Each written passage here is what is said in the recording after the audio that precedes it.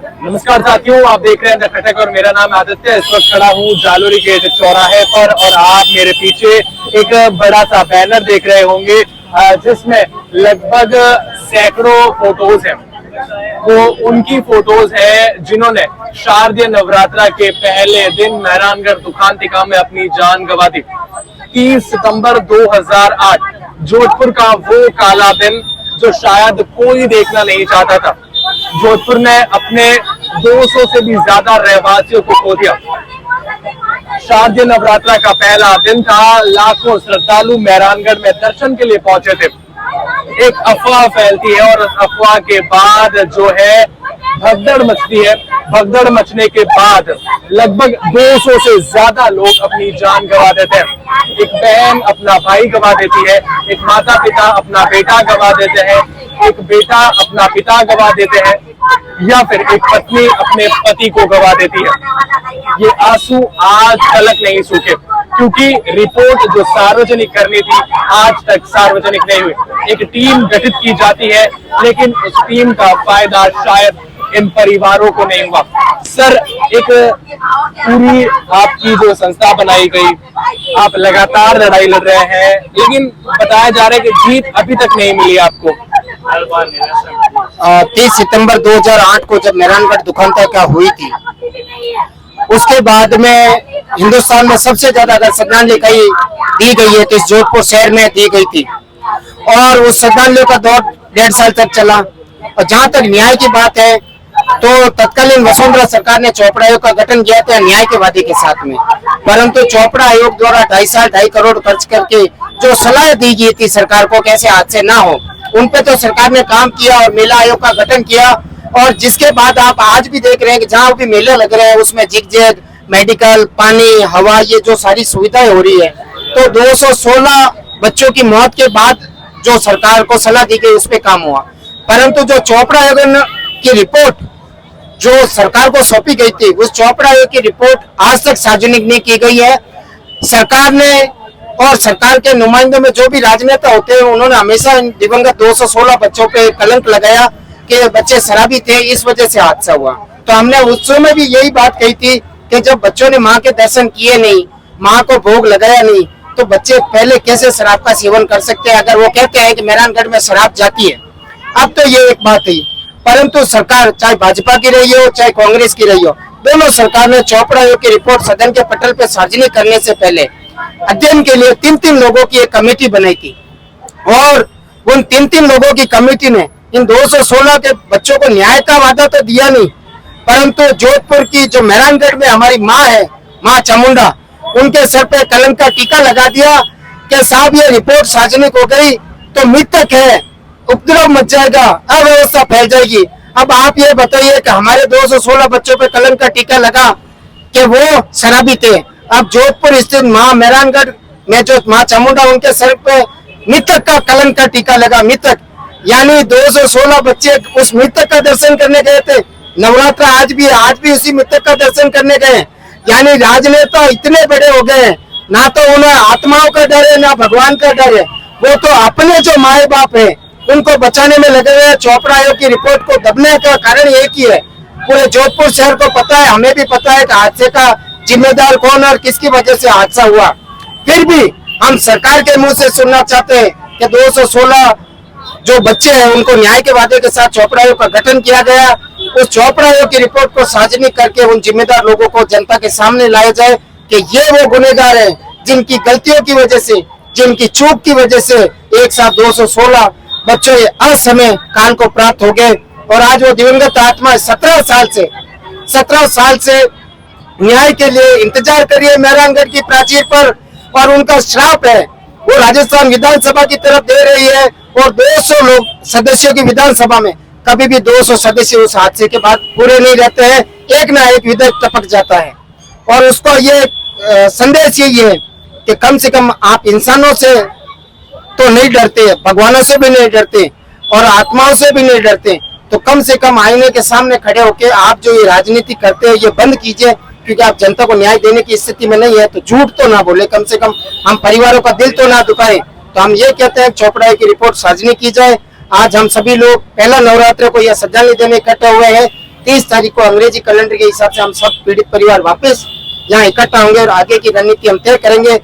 हम इस जंग को जारी रखेंगे जब तक हमारे साथ में 216 आत्माओं का आशीर्वाद है। हम इस जंग को जारी रखेंगे। क्या पता किस दिन कोई अच्छा शख्स आए जो साहस करके चौपड़ाई की रिपोर्ट सार्वजनिक करने का ऐलान कर दे, और अगर वो ऐलान विधानसभा से होता है तो जनता की जीत होगी, और राजस्थान उच्च न्यायालय के दबाव में होता है तो ऐसे नेताओं को गली में जनता खुद घूमने नहीं देगी, जो न्याय का वादा तो करते हैं पर तो न्याय देने में सक्षम नहीं है। तो देखिए, मैंने पहले भी कहा था कि ऐसी बहनें भी थी जिन्होंने अपना भाई खो दिया। आज 17 साल बाद भी उन बहनों के आंसू नहीं सूखे। वो बहनें जो आज भी हाथों में राखी लेकर इंतजार करती है भाई की कलाई का, या इंतजार करती है उस न्याय का जिस न्याय का इंतजार इनको 17 सालों से। मैं एक सवाल आपसे करना चाहूंगा, 17 साल बीत गए उस हादसे को, बुलाया नहीं जा सकता, क्या उस बारे में कहेंगे? क्या न्याय नहीं मिल पाया? रिपोर्ट जो है सार्वजनिक नहीं हो पाई? नहीं हो पा रही है। हम फिर के परेशान हो गए, हमें न्याय नहीं मिल रहा है। मेरा भी एक ही भाई था, आज भाई को अभी तक न्याय नहीं मिला। बोला ड्रिंक करके गया। 16 साल का बच्चा कैसे ड्रिंक कर सकता है? मैं तो यही कहती हूँ, हर माँ की आंख में आंसू है, हर बहन की आंख में आंसू है। क्या सरकार वो दिखाई नहीं देता? 9 बहन है भैया, मेरे भी 9 बहन है, एक भाई था। आज भी हम इंतजार करते हैं राखी का। तो देखिए, और मम्मी बहुत बूढ़ी है, अब तो जगह जगह से टूट गई है वो, और मैं मम्मी के पास में रहती हूँ। ये ना, ये 216 नहीं, 216 के अलावा 99 ये प्रशासन ने बकायदा घायलों की दी थी। उसके अलावा आसपास के गाँवों में तो लेके चले गए घायलों को या बॉडियों को, उसका आता पता ही नहीं है। और ये उनको भी बुला के चोपड़ा आयोग में शामिल किया था, बुलाया था, किया था, लेकिन आज तक उसका कोई पता ही नहीं है। ये 99 उसी टाइम से दिया, अखबारों में लगातार दिया था, लेकिन 99 घायल उसमें से कितने गए कितने रहे वो कोई कुछ नहीं है। तो जो कुछ भी हुआ उसका यही, और ये कहता हूँ कि 216 99 कुछ नहीं, इससे ज्यादा बहुत ज्यादा वहाँ की ये बातें हुई थी। यहाँ को देखिए, मैं खुद वही ना, मेरा बच्चा परवेश सिंह परियार नाम से था, वो मतलब सीनियर कर चुका था। 27 सितंबर को मैंने और मेरी मिसेज ने जाके लाइन में लग के JNU में मैं फीस भरी थी, और 30 सितंबर को ये हो गया, 3 दिन बाद में। क्या आज मेरे तो या मेरी मिसेज में क्या गुजर रही है वो जाने। ये बात है सर, एक वो दुख जो छुपाए नहीं छुपता, एक वो दुख जो शायद कभी कम नहीं हो सकता। 17 साल बीत जाए, चाहे 70 साल बीत जाए, इन बहनों के आंखों के आंसू कभी नहीं रुक सकते। जब भी शारदीय नवरात्रा का पहला दिन या 30 तारीख आती है तो इनको अपना भाई, माता पिता को अपना बेटा, एक पत्नी को अपना पति और एक बच्चों को अपना पिता जरूर याद आता है। एक ऐसे बच्चे जो दूध मुहे थे, माँ का दूध पीने वाले थे, उनको समझ आने वाली थी पिता का प्यार क्या होता है, पिता का अपनापन क्या होता है। लेकिन उससे पहले ही एक अफवाह ने उस पिता को छीन लिया, भाई को छीन लिया। ये देखिए, ये हादसे की एक वो भी शख्स हमारे साथ है जो न जाने कैसे उस दुखांतिका से बच के आए।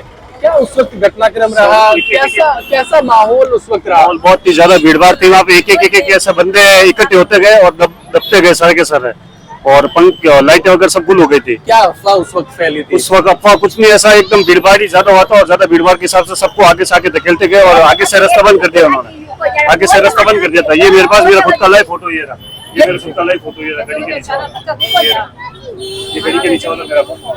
ये देखिए, ये आपका फोटो है? हाँ, ये मेरा फोटो है, 17 साल पहले का। आज भी जब आप उस दिन को, उस दुकानदिका को याद करते हैं सर, रह नहीं पाते, इतना वो मन में हमारे खुद के भयानिक पैदा हो जाती है। मेरे साथ में 13 बंदे थे जिसमें से मैं अकेला वापस आया। देखिए, कहने को शायद वंश तक हमारा खत्म हो चुका है। भाई मेरा एक ही था, बहन में एक ही हूँ, कमाने वाला भी घर में कोई भी नहीं है। माता को मैं रखती हूँ, अपनी माँ को। बताओ, अगर पीढ़ी हमारी खत्म हो गई है, आगे से आगे हमें न्याय कब मिलेगा? हमें न्याय चाहिए, न्याय के बूढ़े मंजूर चले गए। ये सार्वजनिक रिपोर्ट होनी चाहिए। हम तो सरकार से कहते हैं आज अगर कोई भी आज अगर जोधपुर में कुछ भी हो जाए वो तुरंत उसका रिजल्ट आ जाता है और हमारे 17 साल हो गए उसकी रिपोर्ट सार्वजनिक सरकार क्यों नहीं कर रही है? किसके दबाव से सरकार नहीं कर रही है? हमने 4 लाख रुपए दिए चोपड़ा आयोग में, 4 लाख रुपए दिए सबने। देखिए एक ही सवाल है कि आखिर न्याय कब मिलेगा। ये चोपड़ा आयोग जो गठन किया गया उस वक्त वसुंधरा सरकार थी तो लोगों को उम्मीद थी कि चलिए आयोग का गठन किया जा चुका है, न्याय मिल जाएगा।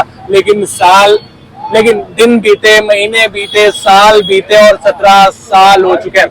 खैर आप इस बारे में क्या कहेंगे जरूर बताएं और ऐसी जानकारियों के लिए द खटक के साथ जुड़े रहें।